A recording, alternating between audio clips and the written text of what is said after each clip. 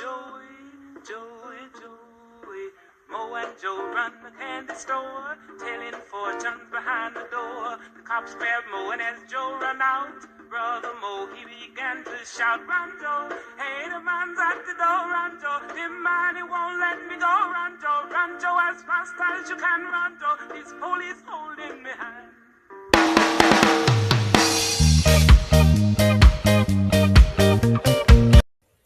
Hello, everyone. For those of you who don't know me, my name is Regina Lahab. Welcome to the second Renaissance Thursday video. I want to start by saying to my subscribers to check your subscription button regarding the notifications and check the portion that says all. I'm uploading videos and I want you to be notified when any new videos like this one premiere. Now regarding the subject of this video. If Gordon Parks was the Renaissance father, then Maya Angelou is the Renaissance mother. This is the longest Renaissance Thursday video that I will produce because Maya did so many different and wonderful things in her many years on Earth. Just so you know, I have the chapter sections marked in the description section of this video. Okay, now without further ado, I will show you the video of the great Maya Angelou.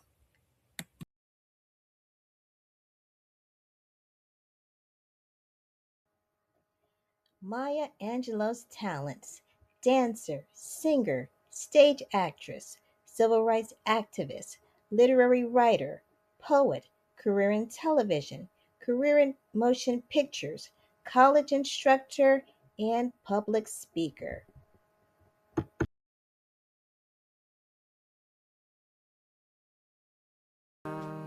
Maya Angelou was born Marguerite Annie Johnson on April 4th, 1928 in St. Louis, Missouri.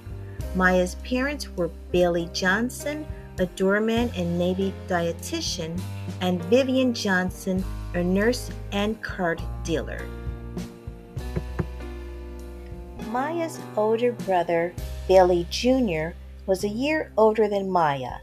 Bailey gave her the nickname Maya, derived from my or Maya's sister. Maya is the name that she would adopt as her preferred name later in life. Maya's father, Bailey Johnson Sr., served as an officer with honors in World War I. Maya described her parents' marriage as calamitous. When Maya was 3 and her brother 4, their parents' marriage ended in divorce. Shortly after their parents' divorce, their father sent them to Stamps, Arkansas, alone by train, to live with their paternal grandmother, Annie Henderson. In an astonishing exception to the harsh economics of African Americans of the time, Angelou's grandmother prospered financially during the Great Depression and World War II because the general stores she owned sold basic and needed commodities, and because she made wise and honest investments. As an African American, Angelou experienced firsthand racial prejudices and discrimination in Arkansas. Although being subjected to discrimination as an African American girl, Angelou was taught to be very strong and to have confidence. 4 years later, when Maya was 7 and her brother 8, the children's father came to Stamps without warning and returned them to their mother's care in St. Louis. This is a trigger warning. As I speak about the following incident in Maya's life, I'm going to use substitute terms following YouTube guidelines to avoid being demonetized. At the age of 8, while living with her mother, Maya stated an incident where she was cuddled and then essayed and graped by her mother's boyfriend, a man named Freeman. She told her brother, who told the rest of their family. Freeman was found guilty but was jailed for only 1 day. 4 days after his release, he was unalived, probably by Maya's uncles. Maya became mute for almost 5 years. The only person who Maya spoke to during this period was her brother Bailey. And as I'm reading this quote, I'm paraphrasing one word that she actually used for another word. Believing she was to blame for the ending of Mr. Freeman's life, Maya stated, quote, "I thought my voice unalived him. I unalived that man because I told his name. And then I thought I would never speak again because my voice would unalive anyone." Unquote. According to Marcia Ann Gillespie and her colleagues who wrote a biography about Maya, it was during this period of silence when Maya developed her extraordinary memory, her love for books and literature, and her ability to listen and observe the world around her.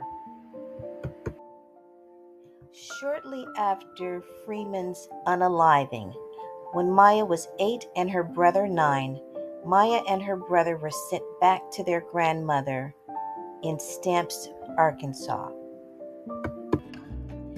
Maya attended the Lafayette County Training School in Stamps, a Rosenwald school.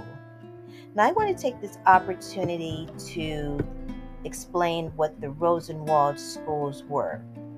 The Rosenwald schools were built by Julius Rosenwald, a philanthropist and president of Sears, Roebuck and Company, and Booker T. Washington, an African-American educator and activist. The schools were built to address the lack of schools for Black children in the South, where public education was chronically underfunded and Black people were discriminated against. The schools were designed to maximize natural light and often had 2, 3, or 4 classrooms. They also featured an industrial room where students learned to cook, sew, farm, and work with tools. By 1932, the program had built 4,977 schools in 15 states, making up 1 in 5 schools in the South. And this particular school that Maya had attended, the Lafayette Training School, was built in 1929. The Rosenwald schools were a major contributor to the education of African Americans in the South and were an early step forward in the civil rights movement. They also helped increase government spending on Black public education. Maya credits a teacher and friend of her family, Mrs. Bertha Flowers, with helping her speak again. Mrs. Flowers, who lived in the same town as Maya, which was Stamps, read to Maya in what Maya described as a mellifluous voice and challenged her by saying, quote, "You do not love poetry, not until you speak it."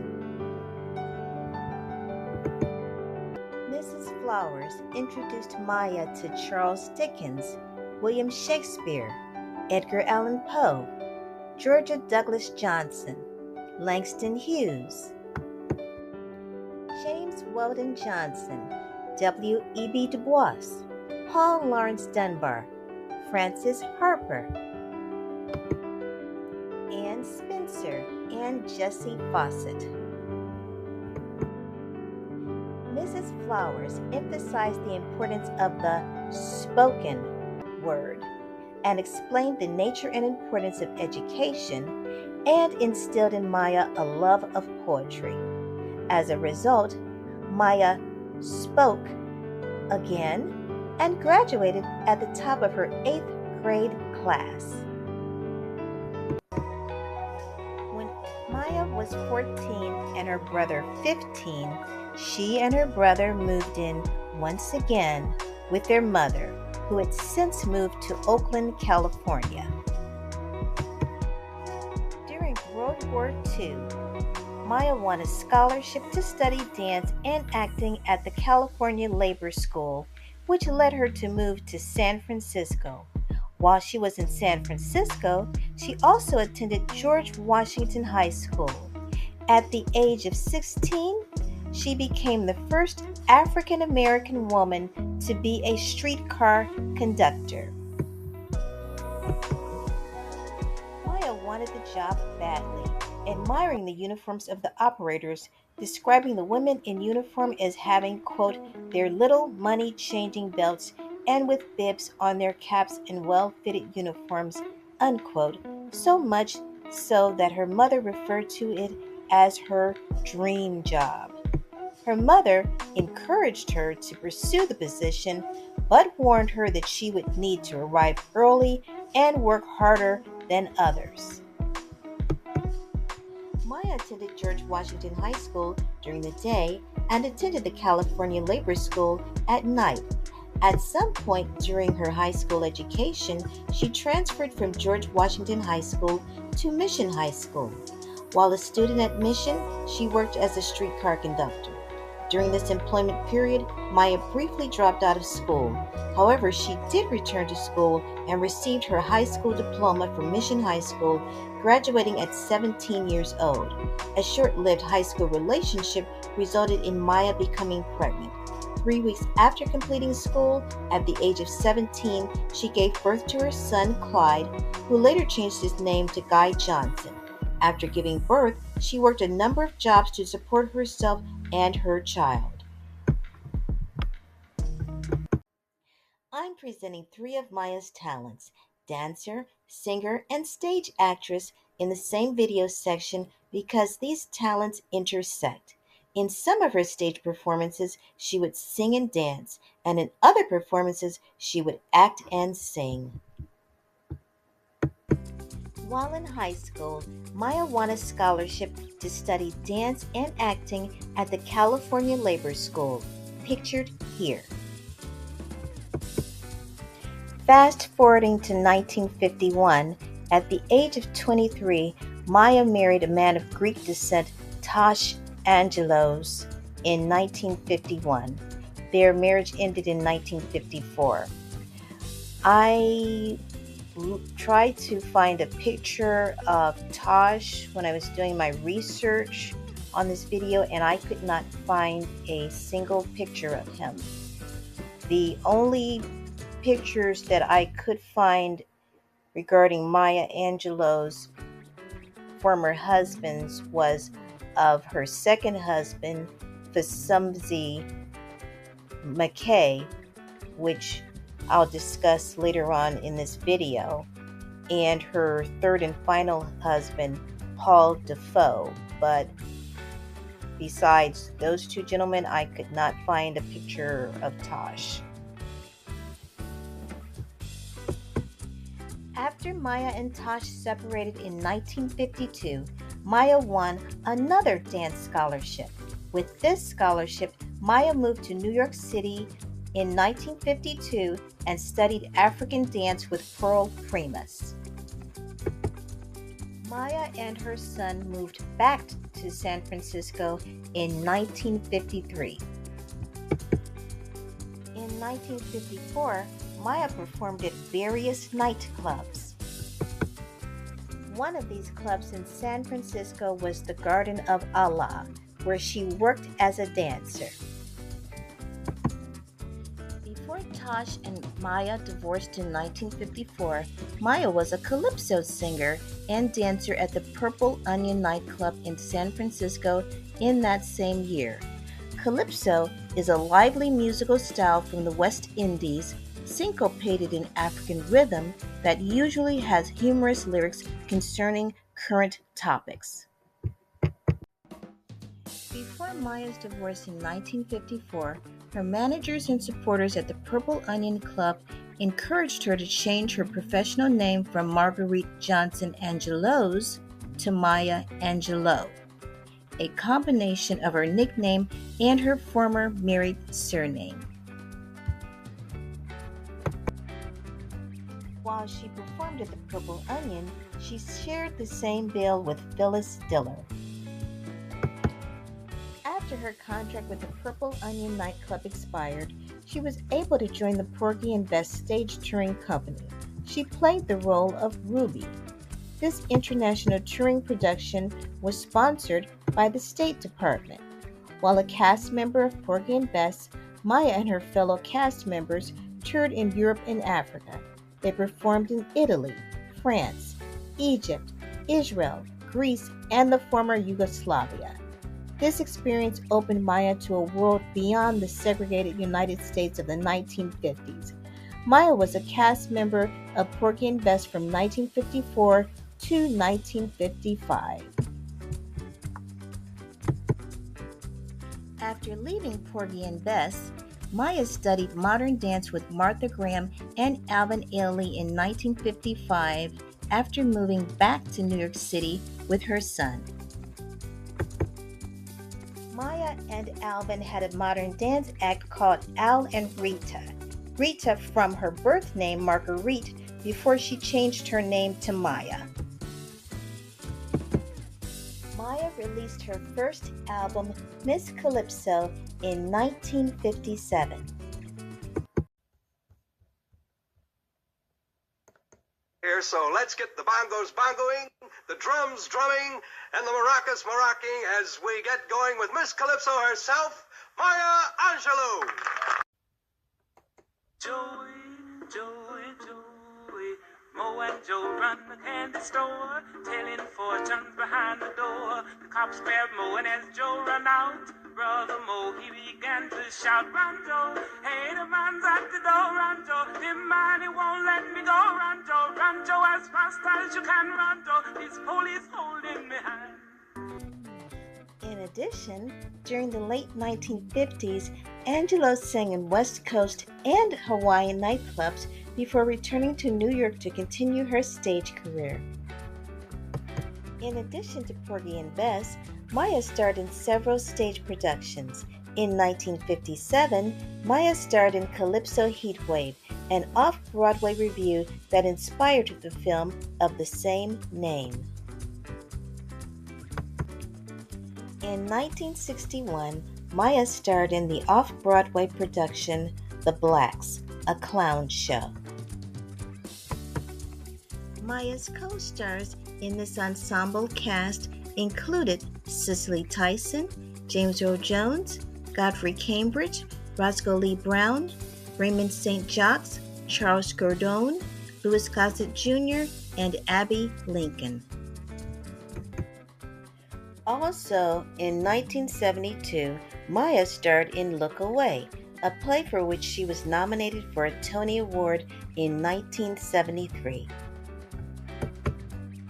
This was a photograph taken in 1991 by Chester Higgins Jr. of the New York Times.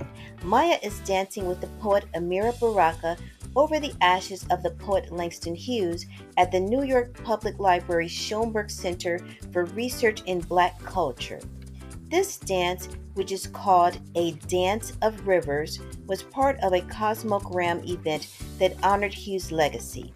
The ashes of Langston Hughes are buried beneath the Cosmogram.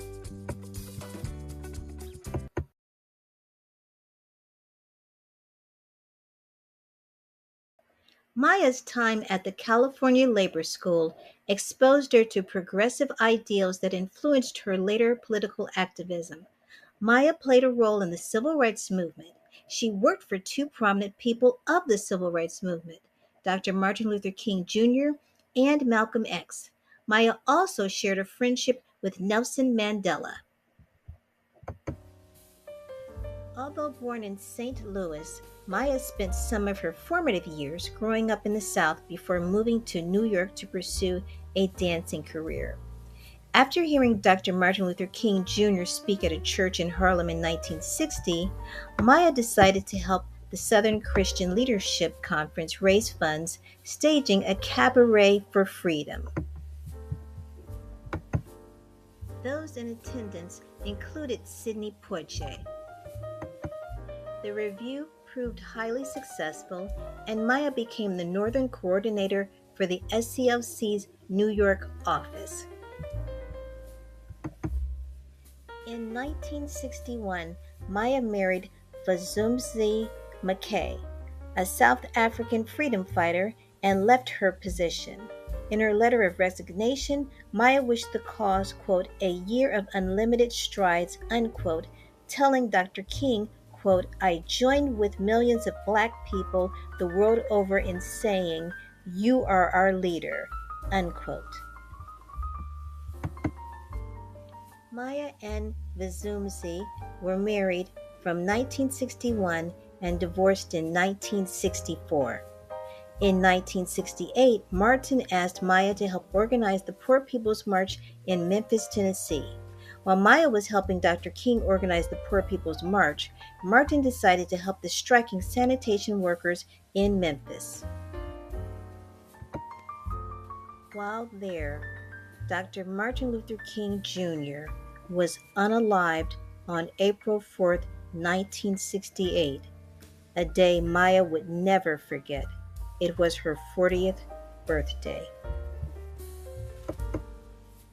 Every year, on that day, Coretta and I would send each other flowers. Maya said of Dr. King's widow, Coretta Scott King, who died in 2006. After her and Vazumzi's divorce, Maya moved to Ghana with her son Guy. She lived and worked there, and during this time she joined a community of revolutionist returnees exploring Pan-Africanism. Maya met Malcolm X at her mother's house in Ghana. Malcolm was an activist and a nationalist leader. Shortly after meeting each other, Maya and Malcolm began working together in Ghana. They also developed a close friendship. Maya and Malcolm shared an internationalist belief that the world should respond to the cries of people in need. They both supported Cuba, which was an ally of African liberation movements during the Cold War. In 1964, upon returning to the United States, Malcolm X asked Maya to set up and join his new group, the Organization of African American Unity. The group also included W.E.B. Du Bois and Alice Wyndham. This organization disbanded in 1966. Regarding Malcolm X, Maya said in a 2010 Essence magazine interview article, quote, we became great friends, unquote. In another interview linked below in the video clips section, an interviewer asked Maya, quote, what should young people know about Malcolm X, unquote. Maya replied, quote, they should know he had an incredible sense of humor, unquote. Maya took pride in her friendship with Malcolm X. She said that Malcolm X's answers to her questions captured her heart. Maya and Malcolm remained friends until he was unalived in 1965. Maya was distraught over the death of her friend and fellow civil rights activist Malcolm X. In 1965, her brother brought her to the Hawaiian Islands to recharge. While researching the history of Black Americans who made an impact on Hawaii, historian Deloris Guttman discovered this 1965 photo of Maya singing in a Waikiki nightclub. Deloris said in reference to the photo, I see her coming alive again, even though she was sad because of Malcolm X. But here, she's in her element. That spirit, the aloha spirit, is what helped to heal her.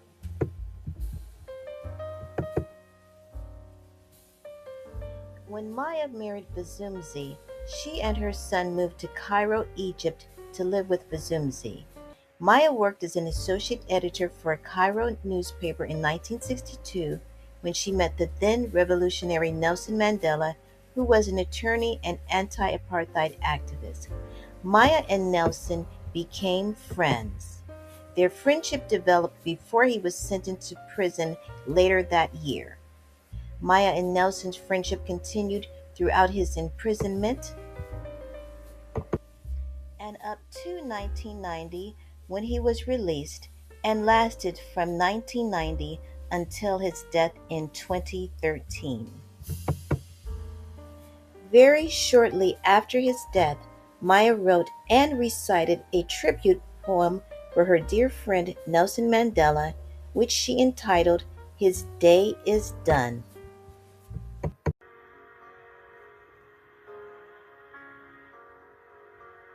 His day is done, is done. The news came on the wings of a wind, reluctant to carry its burden.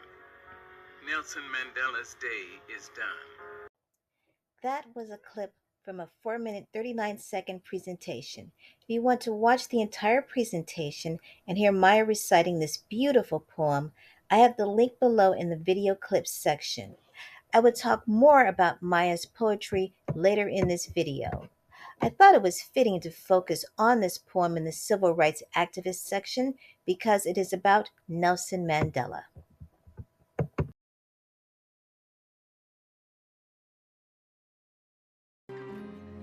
Maya joined the Harlem Writers Guild in the late 1950s and met James Baldwin and other important writers. While living in Cairo, Egypt, Maya worked as an associate editor at the Arab Observer, a weekly English-language newspaper. Maya's work at the newspaper helped her develop her skills as a political writer. She learned how to produce propaganda that was subtle enough to make readers think it was their own opinion. Maya's writing for the Arab Observer was radical and anti-colonial, calling for quote-unquote real militancy in the fight against apartheid and imperial rule. Maya's time in Egypt was politically influential, and she met Black nationalists and revolutionaries. One of those people was Nelson Mandela. Being the Renaissance woman, Maya worked various jobs when she lived in Ghana. She worked as a feature editor for the African Review. She worked as a freelance writer for the Ghanaian Times. She worked as a journalist, broadcaster, and administrator at the University of Ghana. She also wrote and broadcast for GBC Radio. Fast forward to 1968, when Maya was back in the United States, Arthur James Baldwin convinced Maya to attend a party held at the home of cartoonist and writer Jules Feiffer. Feiffer was so impressed with Maya that he mentioned her to Robert Loomis, an editor at Random House. Baldwin, Feiffer, and Loomis encouraged Maya to write her autobiography. Initially, Maya declined the offers because she was still upset about Dr. Martin Luther King Jr.'s unaliving. Eventually, Maya changed her mind, and in 1968 she wrote I Know Why the Caged Bird Sings, which was published in 1969. The book chronicles Maya's childhood, beginning at 3 years old, and ends with the birth of her son. It won immediate success and was nominated for a National Book Award. I Know Why the Caged Bird Sings is Maya's most famous literary work. This autobiography made history as the first nonfiction bestseller by an African American woman. I Know Why the Caged Bird Sings is the first of Maya's 6 autobiographies. It is widely taught in schools, though it has faced controversy over its portrayal of race, SA, and violence.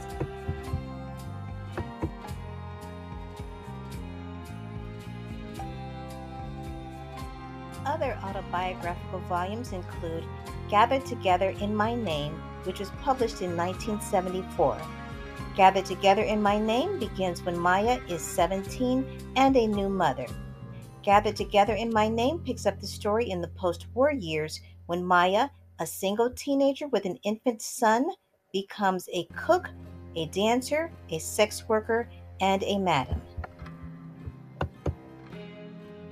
In 1976, Maya published Singin' and Swingin' and Gettin' Merry Like Christmas, the third of her autobiographies. In this book, Maya said that she also, quote, worked as a shake dancer in nightclubs, fry cook in hamburger joints, dinner cook in a Creole restaurant, and once had a job in a mechanic shop, taking the paint off cars with my hands, unquote. Also, in Singing and Swinging and Getting Merry Like Christmas, Maya gives an account of her tour in Europe and Africa with Porgy and Bess. Maya published The Heart of a Woman in 1981. In The Heart of a Woman, Maya gave a description of her acting and writing career in New York and her work for the civil rights movement. In 1986, Maya published two books. She published a book for children titled Mrs. Flowers, A Moment of Friendship. This book is a tribute to the woman who encouraged Maya to speak again at 12 and a half years old. In addition, Mrs. Flowers emphasized the importance of the spoken word, explained the importance of education, and instilled in her a love of poetry. The other book in 1986 was Maya's fifth autobiography, All God's Children Need Traveling Shoes. In this book, Maya recounts her travels in West Africa and her decision to return without her son to America. It took Maya 15 years to write the sixth and final volume of her autobiography, A Song Flung Up to Heaven, which was published in 2002. The book covers 4 years, from the time Maya returned from Ghana in 1964 through the moment when she sat down at her mother's table and began to write I Know Why the Caged Bird Sings in 1968. Maya told the Night Writer Tribune News Service interviewer Cheryl Connolly that she hesitated so long to start writing A Song Flung Up to Heaven and took so long to finish it because so many painful things happened to her and to the entire African American community in those 4 years. Maya said, quote, I didn't know how to write it. I didn't see how the unaliving of Malcolm X, the Watts riot, the breakup of a love affair, then the unaliving of Dr. Martin Luther King Jr., how I could get all that loose with something uplifting in it, unquote. Maya wrote a total of 36 books during her lifetime, which included autobiographies, essays and poems, and cookbooks. Maya's use of fiction writing techniques like dialogue and plot in her autobiographies was innovative for its time and helped in part to complicate the genre's relationship with truth and memory. Though Maya's books are episodic and tightly crafted, the events seldom follow a strict chronology and are arranged to emphasize themes. In addition to Maya's published autobiographies, Maya published essays and poems. Maya's poetry talent will be discussed in detail in the next section of this video. Maya also published cookbooks.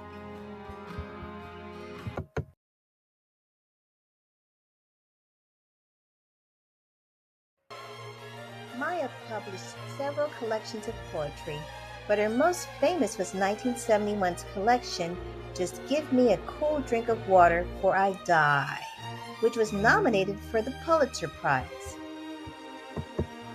In 1975, Maya published Oh Pray My Wings Are Gonna Fit Me Well, which includes the poem titled Alone.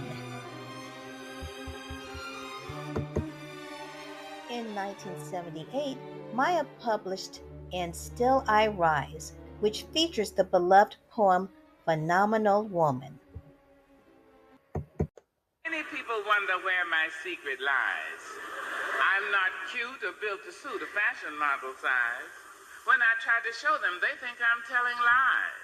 I say it's in the reach of my arms, the span of my hips, the stride of my step, the curl of my lips. I'm a woman, phenomenally. In 1983, Maya published Shaker, Why Don't You Sing? In 1990, Maya published I Shall Not Be Moved, which features the poem Human Family.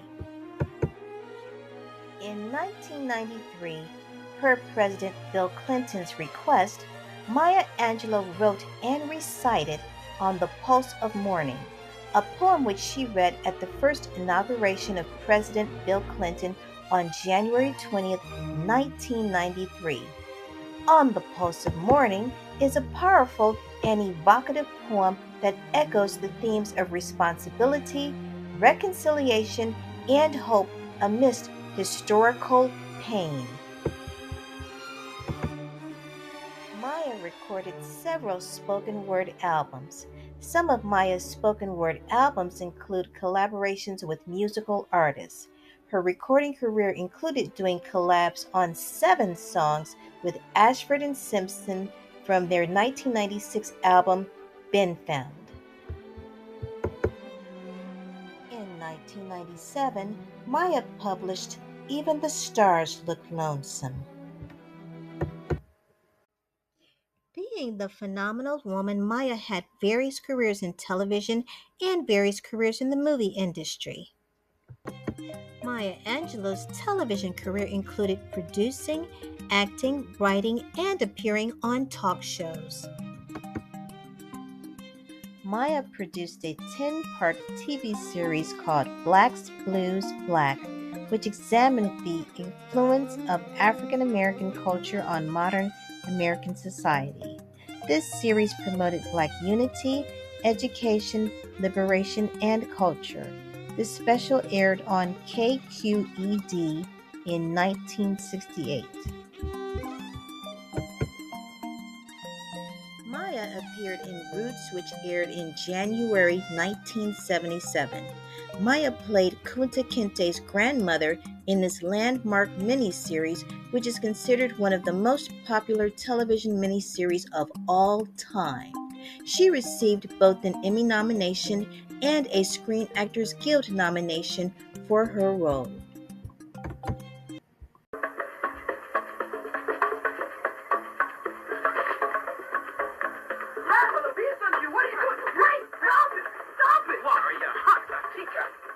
You were a dirty-bottom baby when I first saw you. And when you forget that, I'll come and remind you again. You can grow as tall as a tree, and I will still be your grandmother. And you will still respect me. Do you hear me? I hear you, grandmother.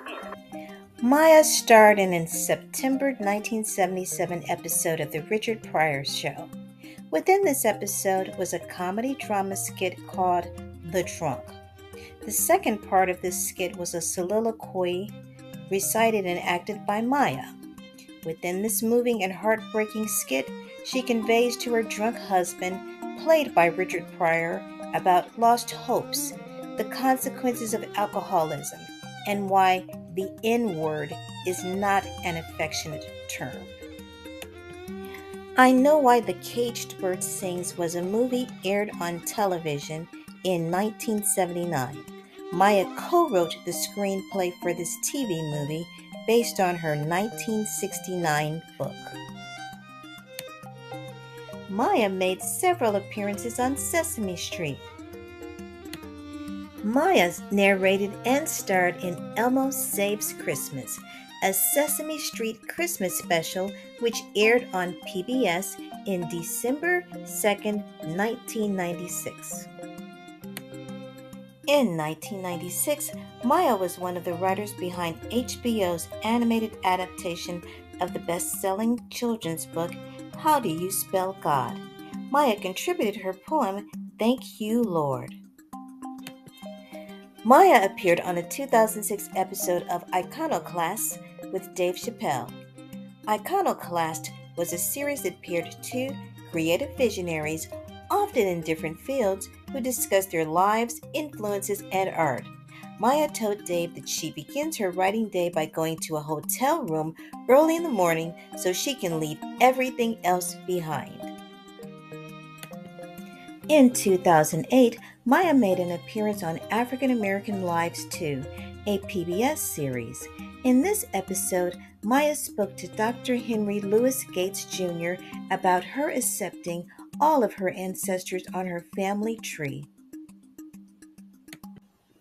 In 2009, Maya made an appearance in the HBO documentary Good Hair, which was produced by Chris Rock. Maya appeared on various television talk shows, which include The Tonight Show, hosted by Johnny Carson in 1971, Tavis Smiley, Larry King, Oprah Winfrey, and Arsenio Hall. This section is about Maya's career in the motion picture industry, regarding films that were shown in movie theaters. Earlier in this video, I mentioned that Maya was in an off-Broadway production called Calypso Heatwave in 1957. Well, that off-Broadway musical was made into a movie called Calypso Heatwave, also in 1957, which also starred Maya.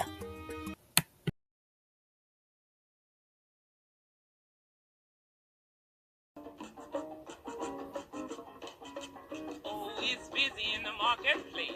Makes me dizzy in the marketplace. 'Tis a wonder to me to constantly see all that happens in the marketplace. In 1972, Maya became the first African American woman to have her screenplay turned into a film, Georgia, Georgia. Georgia, Georgia starred Diana Sands and Dirk Benedict. Georgia, Georgia was a Swedish-American film directed by Stig Bjorkman, and I hope I'm pronouncing his name correctly, and he's pictured here with Maya. Also, this film was entered into the 23rd Berlin International Film Festival.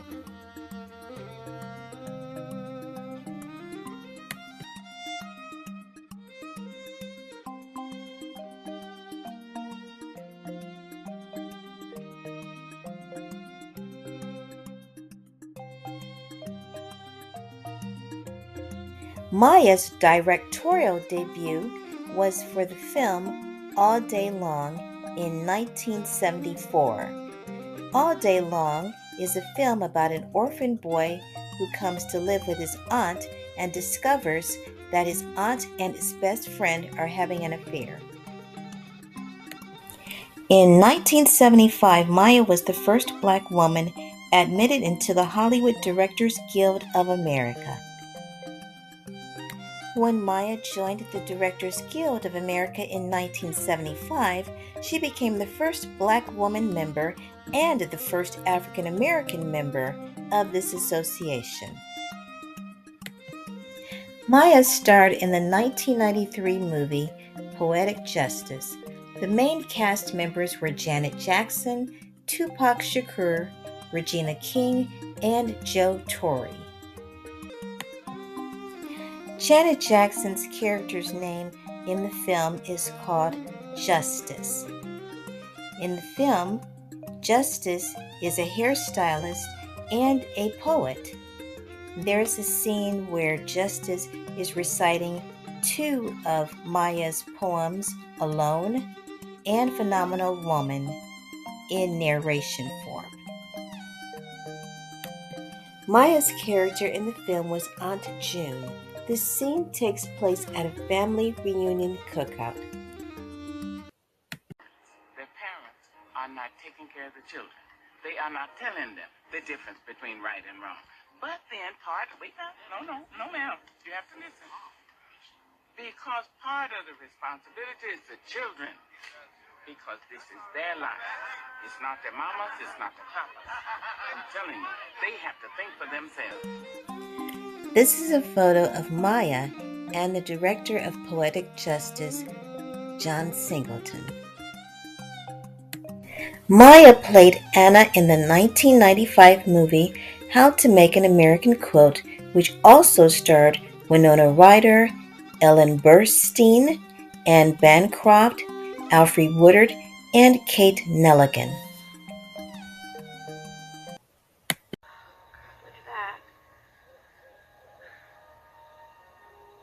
I never liked fool. They give people an excuse to do foolish things. I'm young. I'm supposed to do foolish things. And spend the rest of your life paying for them?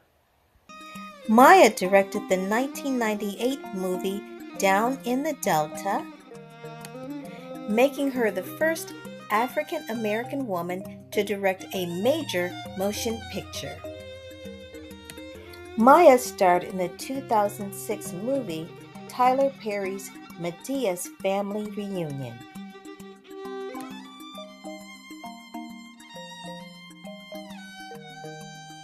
In 2008, Maya narrated As Seen Through These Eyes.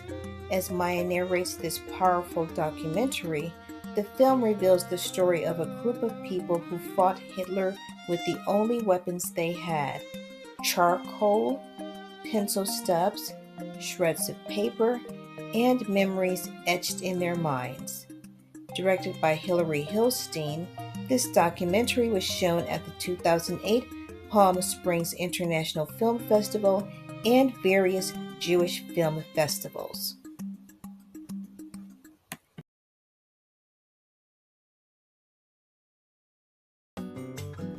Maya taught poetry and humanities courses for many years at Wake Forest University. Maya Angelou was a teacher at Wake Forest University where she inspired generations of students. Maya first visited Wake Forest in 1973 for a speaking engagement and later became the university's first Reynolds Professor of American Studies in 1982. Maya believed that teaching was both a science and an art and that it took years to feel comfortable. She also believed that teachers should enrich the minds and hearts of their students and that they should not teach by rote or threat. As a professor, she made an effort to fully engage her students. Maya's teaching inspired students to become better writers, thinkers, and citizens. One student said that she felt like a piece of Dr. Angelou would always be with her and that she was inspired to continue to be a champion for human connection. Maya's teaching and guidance at Wake Forest had a profound impact on the lives of her students. Maya was a renowned public speaker and civil rights activist whose words inspired millions. Maya was known for her ability to connect with audiences and stir their emotions. Some of her most notable speeches include On the Pulse of Morning at Bill Clinton's 1993 inauguration. Maya became the second poet to speak at a presidential inauguration after Robert Frost at John F. Kennedy's inauguration. Maya spoke and sang at the homegoing service for Coretta Scott King.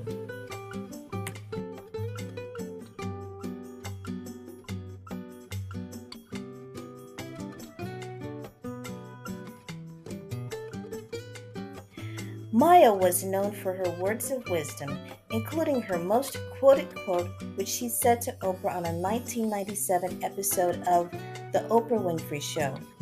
The famous quote was this, quote, "When someone shows you who they are, believe them the first time. People know themselves much better than you do. That's why it's important to stop expecting them to be something other than who they are," unquote. This is one of many quotes filled with wisdom by Maya.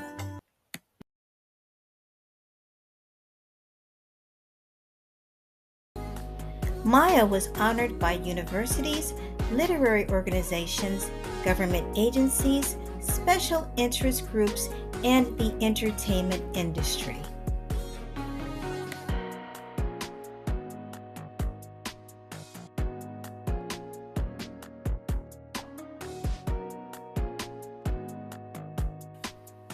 Maya served on 2 presidential committees, for Gerald Ford in 1975 and for Jimmy Carter in 1977.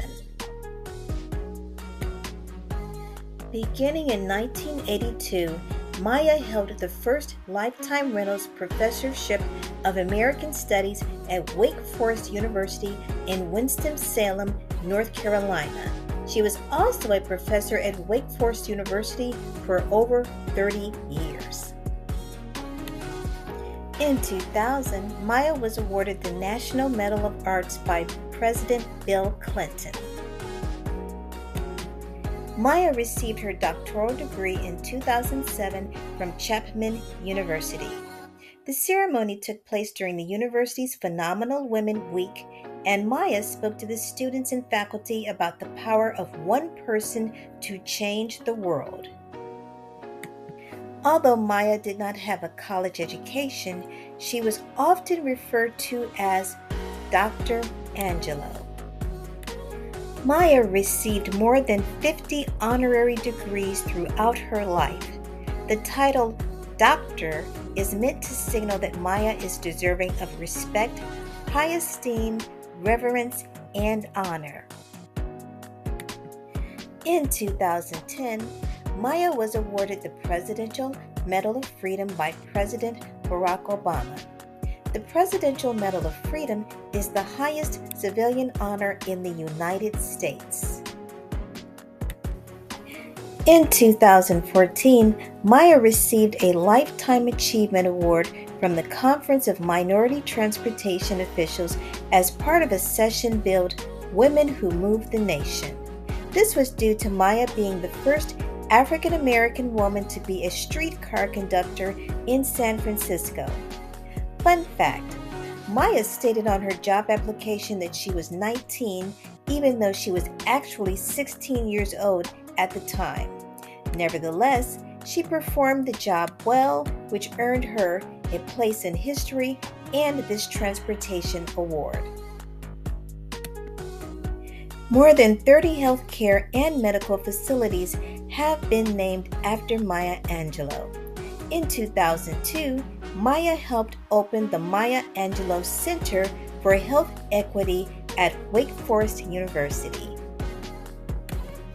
In 2012, in partnership with Novant Health, Maya opened the Maya Angelou Center for Women's Health and Wellness, also located in Winston-Salem, North Carolina. The goal for both facilities is on closing the health and healthcare disparities gap among women of color.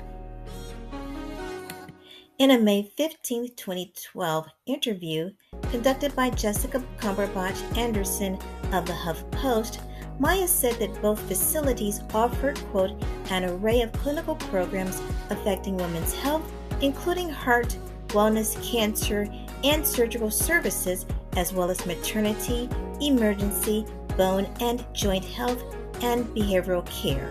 We will focus not only on treatment, but on prevention, unquote.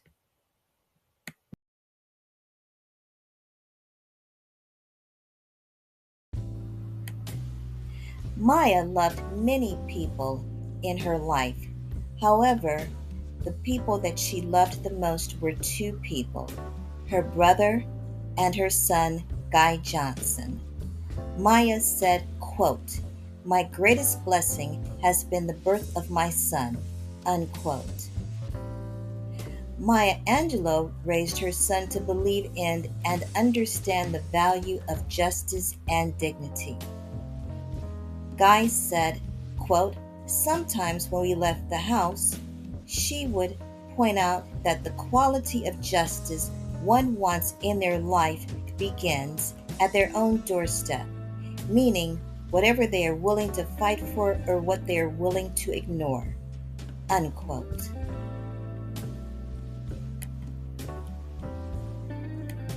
Maya died on the morning of May 28, 2014, at age 86. Although Maya had been in poor health and had canceled recent scheduled appearances, she was working on another book, an autobiography about her experiences with national and world leaders. Artists, entertainers, and world leaders offered condolences and paid tributes to Maya, including President Bill Clinton and President Barack Obama, whose sister was named after Maya. The week after Maya's death, I Know Why the Caged Bird Sings rose to #1 on Amazon.com's bestseller list. On May 29, 2014, the day after Maya's death, the Winston-Salem-based church, Mount Zion Baptist Church, of which Maya was a member for 30 years, held a public memorial service to honor her.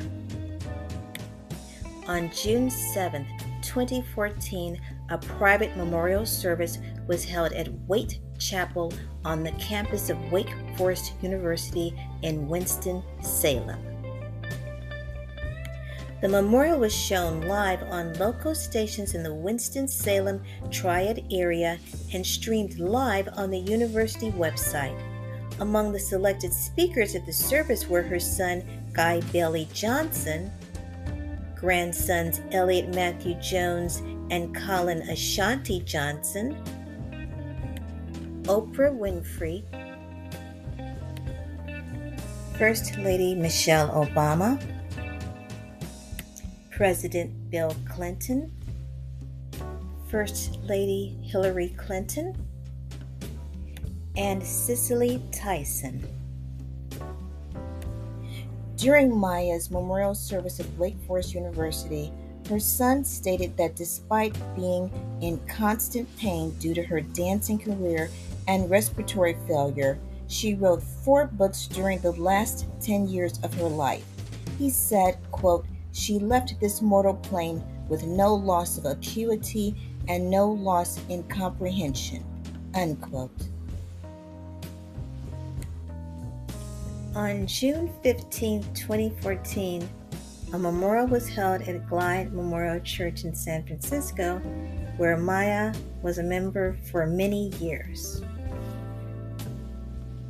Speakers at this memorial service included Reverend Cecil Williams, who was the pastor of Glide Memorial Church, Mayor Ed Lee, who was the mayor of San Francisco at that time, and former San Francisco Mayor Willie Brown. At the time of Maya's death, she was survived by her son, Guy, who was also a poet and novelist, her daughter-in-law, 2 grandsons, and 2 great-grandchildren. I used the past tense term was when stating that Guy was a poet and novelist because Guy passed away on February 16, 2022. He was 77 years old.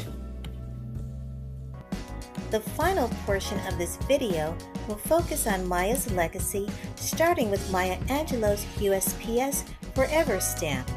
1 year after Maya's passing, the United States Postal Service commemorated Maya Angelou with a ceremony in her honor at the Warner Theater located in Washington, D.C. on Tuesday, April 7, 2015. Michelle Obama, Oprah Winfrey, Ambassador Andrew Young, and other notables joined Postmaster General Megan Brennan in dedicating the Dr. Maya Angelou Forever stamp. Other people in attendance included Maya's son, Guy Johnson, Maya's grandson, Colin Johnson, Sonia Sanchez, author and journalist Sophia Nelson, Howard University English professor Eleanor Traylor, poet and civil rights activist Nikki Giovanni, and Atlanta-based artist Ross Rawson, whose portrait of Angelou was used for the stamp. In his remarks, her son Guy stated, quote, "Maya Angelou left a stamp on everything and everyone she touched. It is only fitting that the U.S. Postal Service is bringing out a stamp in recognition of her life's work," unquote. Melissa Harris Perry served as Master of Ceremonies. Special dedication ceremonies for the Maya Angelou Forever stamp were also conducted in other states around the country in 2015. The stamp was available for sale to the general public on April 7, 2015.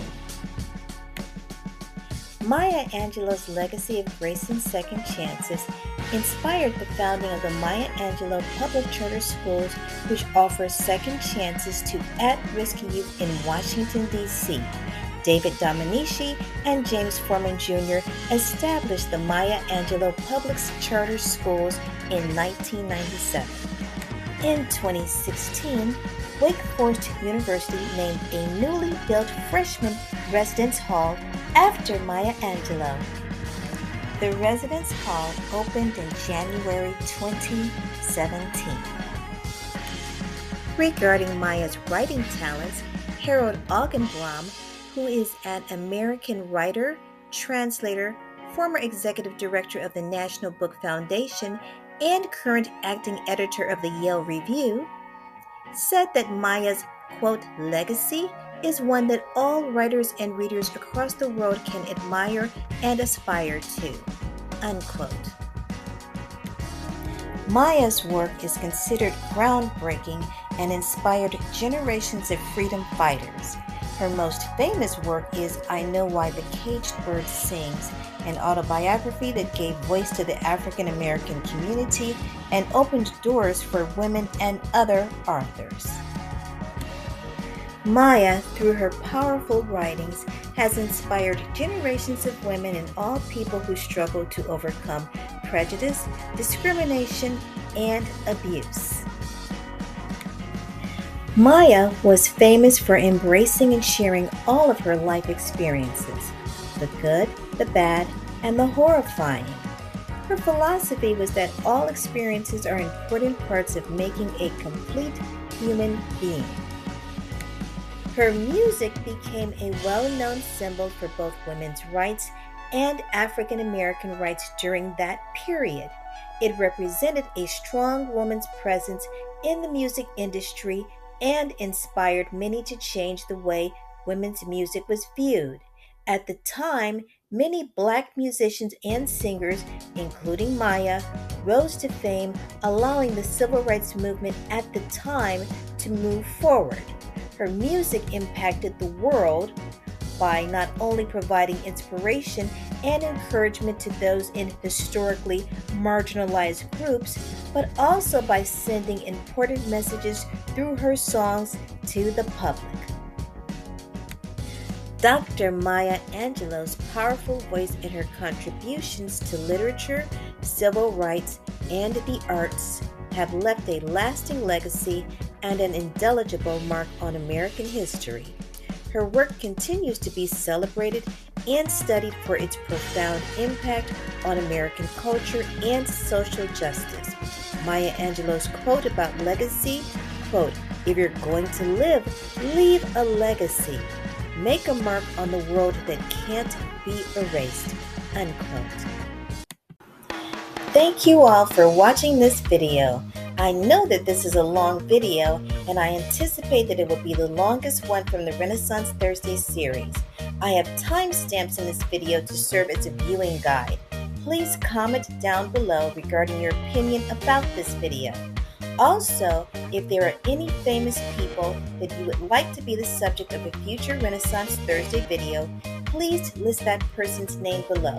This person has to have 2 or more talents. If I choose that person as a Renaissance Thursday subject based on your suggestion, I will give you a shout out in that video. Thanks again for watching this video, and don't forget to like, share, and subscribe.